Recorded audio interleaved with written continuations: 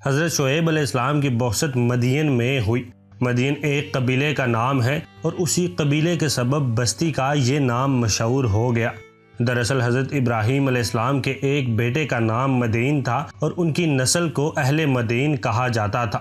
وہ حضرت ابراہیم علیہ السلام کی تیسری بیوی قطورہ کے بطن سے تھے اور اسی لیے یہ خاندان بنی قطورہ کہلاتا تھا۔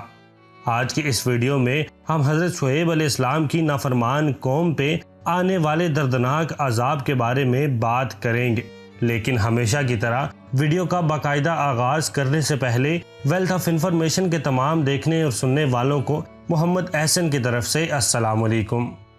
حضرت ابراہیم علیہ السلام کے بیٹے مدین اپنے اہل و عیال کے ساتھ اپنے سوتیلے بھائی حضرت اسماعیل علیہ السلام کے قریب ہی حجاز میں آباد ہو گئے تھے۔ یہ جگہ بحیرہ قلزم کے مشرقی کنارے اور عرب کے شمال مغرب میں شام سے متصل حجاز کے آخری حصے میں واقع تھی۔ حجاز سے شام، فلسطین اور مصر کے سفر کے دوران قبیلہ مدین کی اس بستی کے کھنڈرات دکھائی دیتے ہیں، جبکہ مدین نامی ایک شہر آج بھی شرقی اردن کی بندرگاہ معان کے قریب موجود ہے۔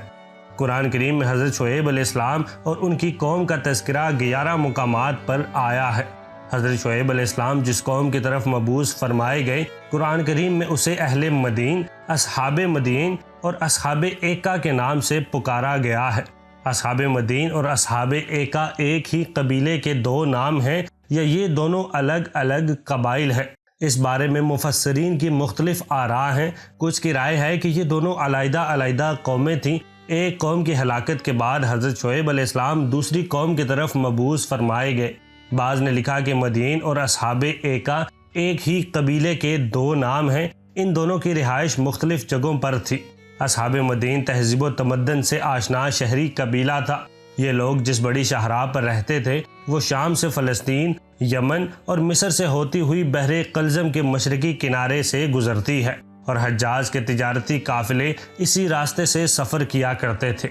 قرآن کریم میں اللہ تعالیٰ ارشاد فرماتے ہیں، اور یہ دونوں بستیاں حضرت لوط علیہ السلام کی قوم اور مدین بڑی شاہراہ پر آباد تھی۔ اصحاب ایکا ایک بدوی قبیلہ تھا۔ عربی میں ایکا ان سرسبز و شاداب جھاڑیوں کو کہتے ہیں جو ہرے بھرے درختوں پر مشتمل گھنے جنگلوں میں جھنڈ کی شکل میں بکثرت ہوتی ہیں۔ علامہ ابن کثیر رحمۃ اللہ علیہ کے مطابق ایکا ایک درخت کا نام تھا جس کی قبیلے کے لوگ پوجا کرتے تھے، چنانچہ اس نسبت سے اہل مدین ہی کو اصحاب ایکا کہا گیا۔ بہرحال اکثریت کی رائے یہی ہے کہ یہ دونوں قومیں ایک ہی قبیلے اور نسل سے تعلق رکھتی تھی اور قوم شعیب کہلاتی تھی۔ بڑی شاہراہ پر آباد قبیلے کے لوگوں کو والد کی نسبت سے مدین کہا جانے لگا، جبکہ سرسبز علاقے میں رہنے والے اصحاب ایکا کے نام سے مشہور ہوئے۔ دنیا میں جتنے بھی انبیاء کرام علیہ السلام مبعوث فرمائے گئے، ان کی دعوت کا مشترکہ مقصد حقوق کی بأحسن طریقے سے ادائیگی کرنا تھا۔ حقوق دو قسم کے ہیں، ایک حقوق اللہ یعنی اللہ کی عبادت اور اس کی ہدایات پر عمل، اور دوسرا حقوق العباد جس کا تعلق انسانوں سے ہے۔ دنیا میں قوم لوط علیہ السلام کے بعد قوم شعیب علیہ السلام وہ قوم تھی جو دونوں حقوق پامال کر رہی تھی۔ ایک طرف وہ اللہ اور اس کے رسول پر ایمان نہ لا کر حقوق اللہ کی خلاف ورزی کر رہی تھی، تو دوسری طرف ناپ تول میں کمی، لوٹ مار، رہزنی، ڈرانا دھمکانا، زمین پر فساد جیسے گناؤنے جرائم کی مرتکب ہو کر حقوق العباد کی دھجیاں بکھیر رہی تھی۔ قرآن کریم میں قوم شعیب کے 3 طرح کے عیوب کا تذکرہ ملتا ہے۔ نمبر 1، وہ لوگ کفر و شرک میں مبتلا تھے اور درختوں کی پوجا کرتے تھے۔ نمبر 2، بیوپار میں بے ایمانی اور ناپ تول میں کمی کرتے تھے۔ نمبر 3، راستوں میں بیٹھ کر لوٹ مار کرتے، لوگوں کے اموال چھینتے اور غنڈہ ٹیکس وصول کرتے تھے۔ بلکہ اگر یہ کہا جائے کہ دنیا میں غنڈہ ٹیکس کی بنیاد قوم شعیب ہی نے رکھی تو یہ بے جا نہ ہوگا۔ اللہ تعالیٰ نے ان لوگوں کی اصلاح اور توحید کی دعوت کے لیے انہی کی قوم کے ایک نیک اور سچے انسان حضرت شعیب علیہ السلام کو مبعوث فرمایا۔ قرآن پاک میں ارشاد باری تعالیٰ ہے، اور ہم نے مدین کی طرف ان کے بھائی شعیب کو بھیجا۔ پچھلی قوموں کی طرح قوم شعیب میں بھی مشرکانہ رسم و عقائد کا دورہ تھا۔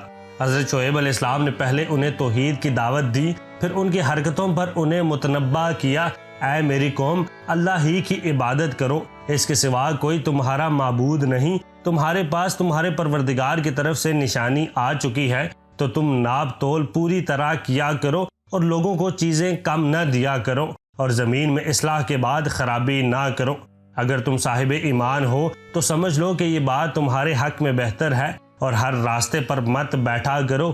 جو شخص اللہ پر ایمان لاتا ہے اسے تم ڈراتے ہو اور راہ حق سے روکتے ہو، اور اس میں کبھی عیب ڈھونڈتے ہو۔ اور یاد کرو جب کہ تم بہت تھوڑے تھے، پھر اللہ نے تم کو کثیر کر دیا، اور دیکھو کیا ہوا انجام فساد کرنے والوں کا۔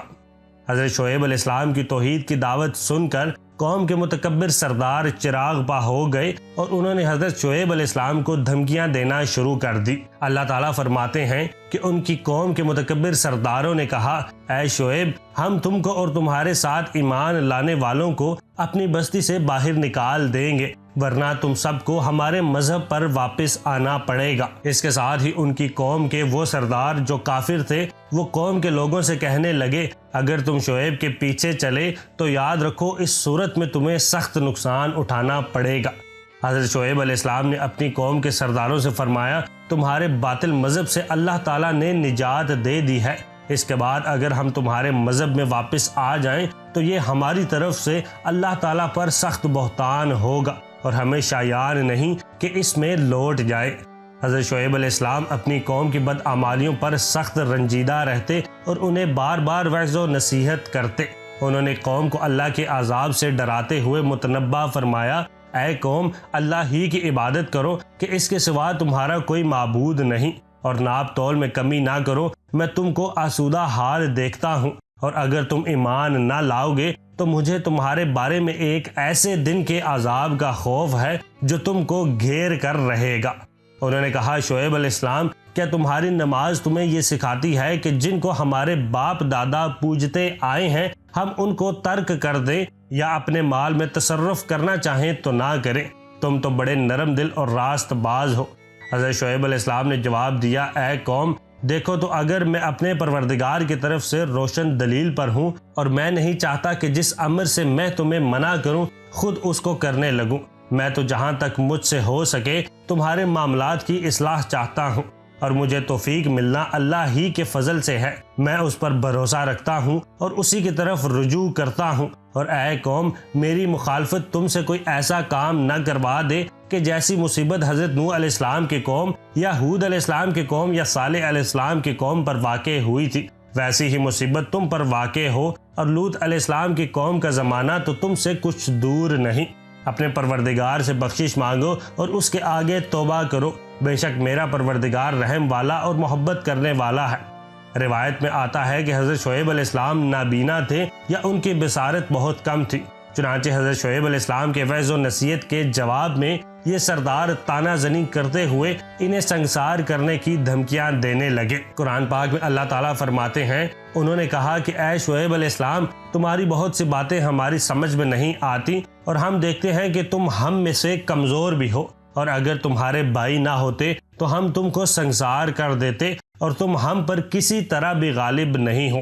اس پر حضرت شعیب علیہ السلام نے اپنی قوم سے فرمایا، اے قوم، کیا میرے بھائی بندوں کا دباؤ تم پر اللہ سے زیادہ ہے، اور اس کو تم نے پیٹھ پیچھے ڈال رکھا ہے؟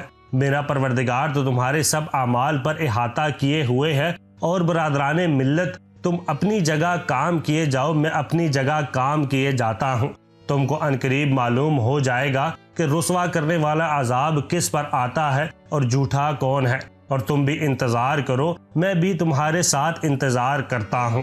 قوم کے متکبر سرداروں کی جارحانہ گفتگو کے بعد حضرت شعیب علیہ السلام کو اس بات کا اندازہ ہو گیا تھا کہ ان کے دلوں پر مہر لگ چکی ہے اور ان پر کسی بات کا کوئی اثر نہیں ہوگا، لہٰذا انہوں نے اپنے رب سے دعا کی کہ اے پروردگار، ہم میں اور ہماری قوم میں انصاف کے ساتھ فیصلہ کر دے، اور آپ سب سے اچھا فیصلہ کرنے والے ہیں۔ در حقیقت ان الفاظ کے ساتھ حضرت شعیب علیہ السلام نے اپنی قوم میں سے جو کفار تھے ان کی ہلاکت کی دعا کی تھی، جسے اللہ تعالیٰ نے قبول فرما لیا۔ قوم شعیب 3 طرح کے عیوب میں مبتلا تھی، اور اللہ تعالیٰ نے اسے 3 طرح کے عذاب سے نیست و نابود کیا۔ قرآن کریم میں 3 طرح کے عذاب کا تذکرہ ہے جو قوم شعیب پر آیا۔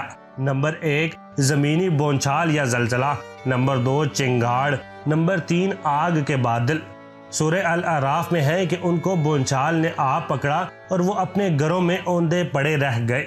سورہ عنکبوت میں اللہ تعالیٰ نے فرمایا انہوں نے ان شعیب علیہ السلام کو جھوٹا سمجھا سو ان کو زلزلے نے آ پکڑا اور وہ اپنے گھروں میں اوندے پڑے رہ گئے۔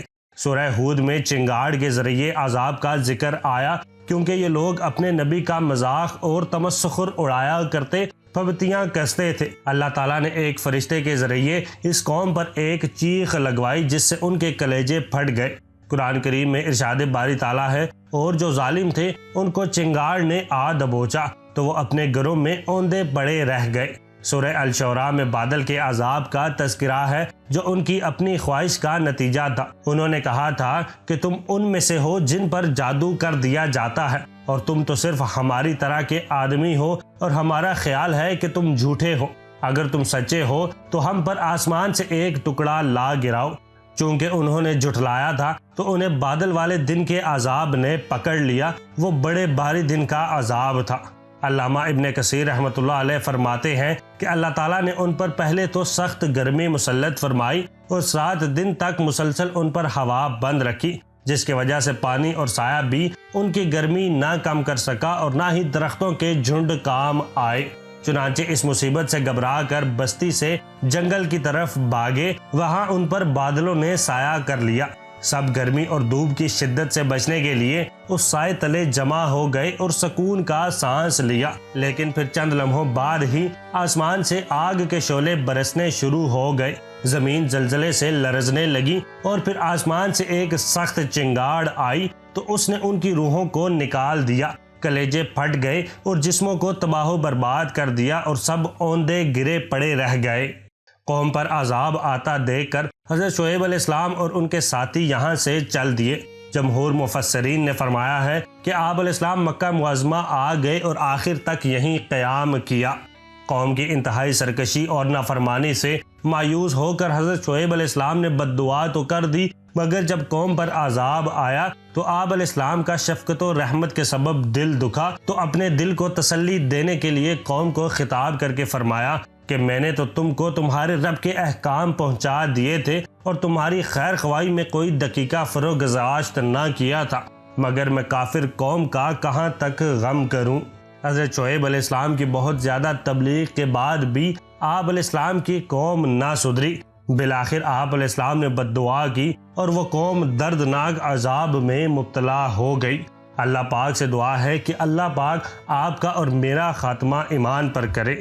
ملتے ہیں اگلی ویڈیو میں، تب تک اپنا بہت سارا خیال رکھیے گا۔ اللہ حافظ۔